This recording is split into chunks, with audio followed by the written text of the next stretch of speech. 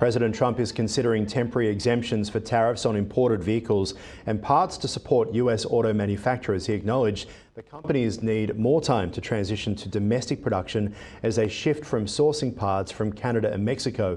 The announcement boosted shares of major automakers like General Motors and Ford, who've been urging the administration to ease the upcoming tariffs. For more on what is going on with those tariffs from the US, we're joined by Sultan from the Sultan Interactive Group. Great to see you. So we've been watching this week auto tariffs potentially exempt and tech tariffs as well on products particularly manufactured in China from, well, by Apple and Foxconn. What do you make of it all? So, you have to look at, we've gone through a huge transition in the past 20 years where almost every single product in your house has some sort of semiconductor in it. And looking at the largesse of what we're dealing with, supply chain issues and manufacturing issues, and the want to bring everything over here, it's going to take time. So, I think the initial tariffs were part of this play that the Trump administration has leveraged very effectively in resetting the balance of what has been in existence since World War II. And now what we're seeing is sort of the tweaking of these things on an industry-wide basis, which will lead to what the final tariffs do become and what the final policy does become. But, these are the growing pains. Growing pains indeed, but should they perhaps have been foreseen, because the market, as we say, is down 6%? Do you think that the Trump administration maybe should have announced as part of the big Liberation Day announcement that there would be some exemptions? I think it was probably coming. You can't necessarily say these things when you're trying to renegotiate tariffs that have been in place for over 40 years with China and some of our other partners. And it's also not as much of a knee-jerk as we had under the Biden administration, where they said, we're going to green jobs. There weren't any green jobs. And they told several 100,000, folks inside of the oil industry to go find green jobs. All of these policies have, strong resets, and that's what we're going through right now. The tweaking of this, the industry-specific focus, and then also trying to get some of these manufacturers stateside over the next couple of years, all of that's part and parcel of the plan. But I don't think that they could have actually come to the table and said, hey, we're going to be flexible in these things, when China and several of our trading partners have such a balkanized view of what their tariffs should be in the first place. The question is why auto parts, and also why Apple seems to be getting a reprieve here. Obviously, we saw a bunch of tech CEOs at the inauguration. We know that Tim Cook, the CEO of Apple, has been close to the Trump administration. There's been some reporting over recent days that Tim Cook has been on the phone essentially saying this will kill the company, and Apple being the largest company in the world.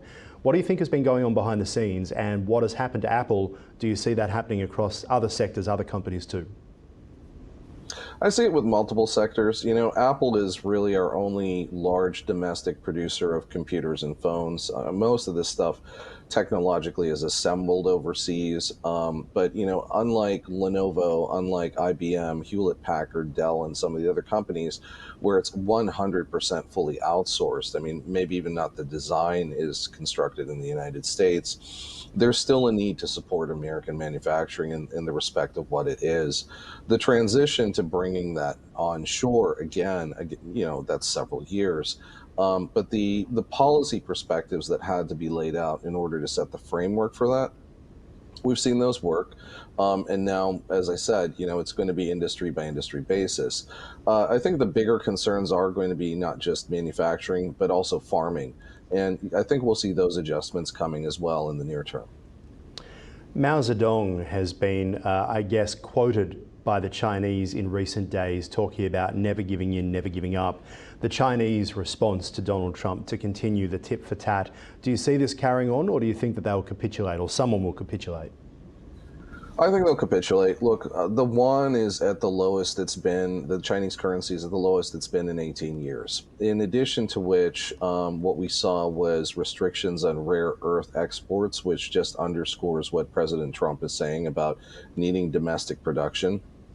And at the same point in time, China's currency is buoyed by a lot of what the trade complexities are tied to their economics.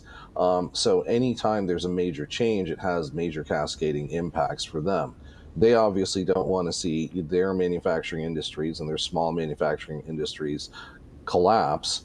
But at the same point in time, we can't be continually flooded with goods that we can't compete with. So it's a bit of a reset, but it's also a calling card to Xi Jinping to say, hey, this is a brand new era. This has probably not happened since Nixon, but it's happening now, and so let's work through it. On China, what do you predict will happen domestically and politically in China? Obviously, Xi Jinping, essentially premier for life there. He very much relies, though, on the support. It's often said that China doesn't actually really care what's happening around the world. The Communist Party cares about remaining in power in China first and foremost. And over the past 30 years, we've seen the lifting of poor people turning into what has become a working and sometimes middle-class economy. With Donald Trump essentially uncoupling the two nations here, do you see that returning where it was? How do the Chinese people respond? The Chinese people, I think, have limited response in this. If you look at how their party operatic is set up, there's not a tremendous amount of change that can happen. But what could happen is that they could call a confidence vote on Xi Jinping. You could have some upheaval inside of the Chinese Communist Party, but I don't think that there's any clear leaders behind Xi Jinping that would kind of step out into the fray. Secondarily, this is a trade war that is going to continue whether there's political upheaval or not.